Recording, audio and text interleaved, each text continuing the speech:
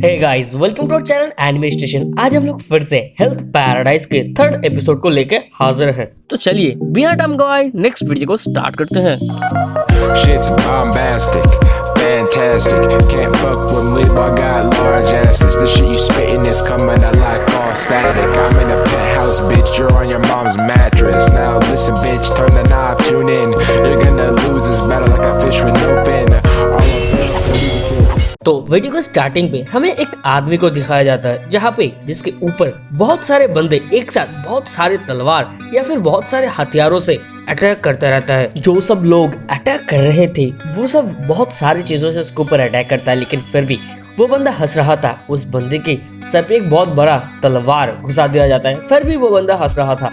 ये देख के बाहर के सारे लोग बहुत ज्यादा हैरान हो जाता है और वो बंदा अपने सर से उस तलवार को अपने आप ही निकाल रहा है। लगता ऐसा था कि उस बंदे को लाइफ ऑफ एलिक्सर मिल चुका है और वो इमॉर्टल हो चुका है। और दूर से इन सब चीजों को गावेमारू देख रहा था और वो ये बोलता है ये चीफ है जिसको लाइफ ऑफ एलिक्सर मिल चुका है, इसलिए वो मर नहीं रहा है। और दूसरी तरफ सीन हमें प्रेजेंट में दिखाया जाता है जहाँ पे गावेमारू सागरी से ये कहता है कि मुझे तो पता है कि लाइफ ऑफ एलिक्सर एग्जिस्ट करता है, लेकिन इस आइलैंड पे एग्जिस्ट करता है ये मुझे पता नहीं था। और दूसरे सीन में हमें ये दिखाया जाता है कि गावेमारू और सागरी उस जंगल में चल रहे थे क्योंकि उनको लाइफ ऑफ एलिक्सर को ढूंढना था और वो जंगल बहुत ही ज्यादा सुंदर था। लेकिन इस जंगल के सुंदरता को गावेमारू ये बोलता है ये सब अननेचुरल है क्योंकि उसको नेचुरल चीजों में कोई इंटरेस्ट नहीं था। और उसी टाइम वो अपने हाथ जो बंधा हुआ था उसको एक ही झटके में तोड़ देता है और वो खुद को फ्री कर देता है। गावेमारू का हाथ छुड़ाने को देख के सागरी ये बोलता है तुम्हें रूल्स ब्रेक नहीं करना चाहिए, तुम्हें अपना हाथ बांध के रखना चाहिए।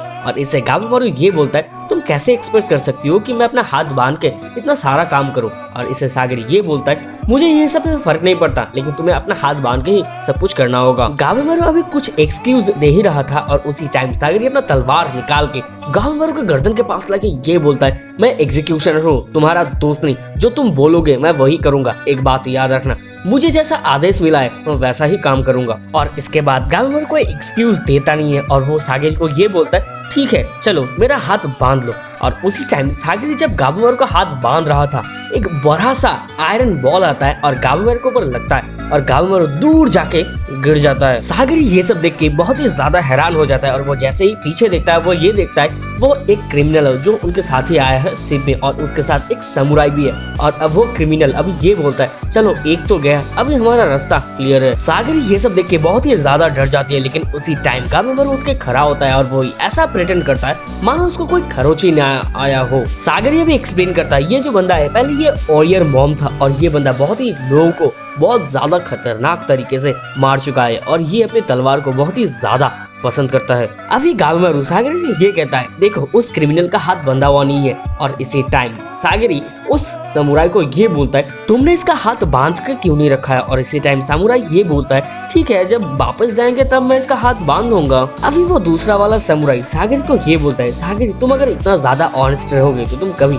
समुराई के रैंक में आगे नहीं बढ़ पाओगे और तुम्हारी रैंक इसीलिए समुराई के रैंक पे सबसे ज्यादा पीछे है। और ये सब सुनकर सागरी को बहुत ही ज्यादा बुरा लगता है। अभी वहाँ पे जो दूसरा वाला बंदा क्रिमिनल था वो गावेमारू के ऊपर बहुत ही ज्यादा गुस्सा करने लगता है और वो अपने बैग से बहुत ही ज्यादा तलवारों को या फिर हथियारों को निकालता है गावेमारू के ऊपर अटैक करने के लिए। और उसी टाइम गावेमारू ये बोलता है देखो मैं तुम्हें मारना तो नहीं चाहता और मेरी बीवी मुझे हर टाइम यही बोलती रहती है कि लोगों को मारना नहीं चाहिए, लेकिन तुम्हें अगर मरने का इतना ही ज्यादा चुल मची है तो ठीक है फिर आ जाओ, मुझे कोई ऐतराज नहीं है। ये सब बात चल ही रहा होता है और उसी टाइम जो दूसरा वाला क्रिमिनल था वो गावेमारू के ऊपर अटैक करने ही आता है। और उसी टाइम सागरी जो है वो गावेमारू को रस्सी देके ये बोलता है पहले अपना हाथ बांध लो। और गावेमारू अपना हाथ बांध नहीं लगता है और उसी टाइम दूसरा वाला बंदा आता है और गावेमारू के ऊपर बहुत जोर जोर से अटैक करने लगता है। वो जो क्रिमिनल था वो गावेमारू के ऊपर बहुत ज्यादा हथियारों से बार बार अटैक करने लगता है और वो जितनी बार भी अटैक कर रहा था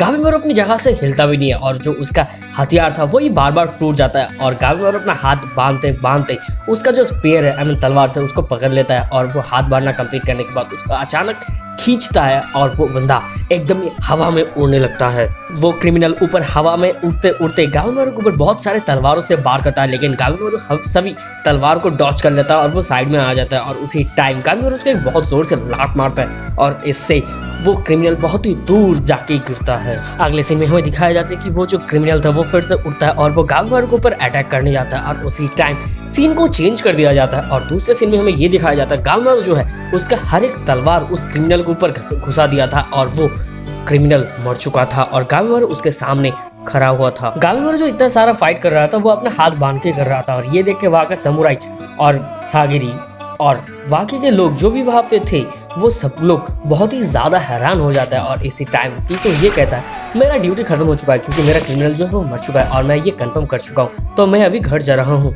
अभी सागिरी किसी को ये बोलता है कि तुम जब घर जा रही हो तो तुम्हें संभाल के जाना चाहिए क्योंकि ये जंगल बहुत ही ज़्यादा खतरनाक है और इससे किसु ये बोलता है संभाल के मुझे नहीं तुम्हें रहना चाहिए क्योंकि ये जो जंगल है वैसे ही बहुत ज़्यादा खतरनाक है और तुम्हारे साथ बहुत सारे क्रिमिनल है जो कि अपने आप में ही बहुत ज़्यादा लड़ाई कर रहे थे क्योंकि उनको लाइफ ऑफ एलेक्सर को ढूंढना था और उनका कंपटीशन खत्म करना था, इसलिए वो लोग अपने आप में अटैक कर रहे थे और तुम्हारे ऊपर अटैक नहीं करेगा इसका कोई गारंटी नहीं है, तो संभाल के तुम्हें रहना चाहिए मुझे नहीं। फिर हमें वो सब सीन को दिखाया जाता है कि कैसे समुराई के सामने दो क्रिमिनल बहुत ज़्यादा लड़ रहे थे और हमें इतना भी बताया जाता है कि किशु ये भी बोलता है कि एक क्रिमिनल लड़की ने तो ऐसा भी किया था, अपने समुराई के साथ ही अपना मेकअप करने लगा था, अपना शारीरिक संपर्क करने लगा था और इससे सागिरी उसको ये बोलता है ये तो बहुत ही ज्यादा गलत है ना। और इसके जवाब में किशु सागिरी को ये बोलता है देखो हमें सिर्फ लाइफ ऑफ एलेक्सर को ले जाना है, इससे घंटा फर्क नहीं पड़ता कि कैसे हम ले जा रहे हैं और शोगुन भी इससे कुछ बोलेगा नहीं कि हम लोग कैसे इसे ले जा रहे हैं। और उसके बाद किशु ये प्रेडिक्शन करता है कि उसे सिर्फ लाइफ ऑफ एलेक्सर को ले जाने के लिए कितने सारे लोग आए और जितने सारे नंबर है ये बहुत ही कम टाइम में बहुत ही ज्यादा कम हो जाएगा और शाम तक आते आते तो सिर्फ एक या फिर दो ही बचा रहेगा, तो फिर क्या घंटा फर्क पड़ता है। और उसी टाइम सीन को चेंज कर दिया जाता है जहाँ पे समुद्र के बीच पे हमें एक सीन दिखाया जाता है, बीच में एक समुराई उसके जायंट जैसा क्रिमिनल को उस एक पेड़ के साथ बांध रहा था। उसी टाइम समुराई पीछे घूमकर ये देखता है उसका जो जायंट क्रिमिनल था वो उसके पीछे आ जाता है उसको अटैक करने के लिए और जैसे ही उस समुराई को ये पता लगता है कि वो क्रिमिनल उसके ऊपर अटैक करने जा रहा है तो वो एकदम से अपना तलवार निकाल के उस क्रिमिनल के ऊपर अटैक करने ही जाता है कि उसका तलवार टुकड़ों टुकड़ों में टूट जाता है। और उसी टाइम और दूसरे सीन में हमें ये दिखाया जाता है कि वो जायंट क्रिमिनल उस समुराई को मार के उसका खून पी रहा है और अगले सीन में हमें ये दिखाया जाता है कि वो दोनों बंदे जो एक साथ लड़ रहे थे वो दोनों में से एक मर जाता है क्योंकि दूसरा वाला उसे मार डालता है। और दूसरे सीन में हमें ये दिखाया जाता है कि जो वो लड़की जो एक समुराई के साथ मेकआउट कर रही थी वो समुराई उस लड़की को मार डालता है और दूसरी तरफ दोनों जो टीम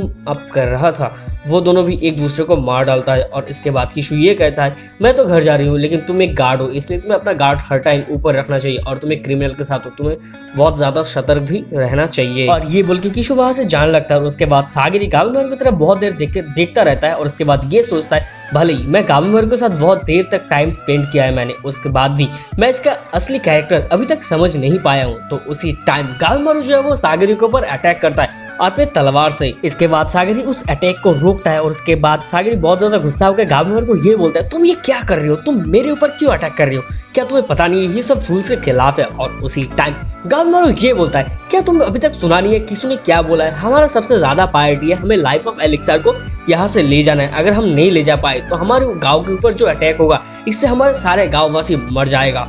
और सागिरी अगर तुम जिंदा रहोगे तो तुम मेरे हर टाइम मेरे बीच में आओगे और मेरे काम में बाधा डालोगे, इसलिए पहले तुम्हें मरना होगा। और उसके बाद दोनों में बहुत ज्यादा लड़ाई स्टार्ट होता है, उन दोनों के बीच बहुत देर तक लड़ाई चलता है और बीच में सागर ये सोचता है मैं इसको मार क्यों नहीं पा रहा हूँ, मैं इतना ज्यादा हेजिटेट फील क्यों कर रहा हूँ। और दूसरा फीलिंग सेम भी गाविमर को हो रहा था, गाविमर भी सागिर को भी ज्यादा अटैक नहीं कर पा रहा था या फिर उसको मार नहीं पा रहा था क्योंकि उसको भी बहुत ज्यादा हेजिटेट हो रहा था।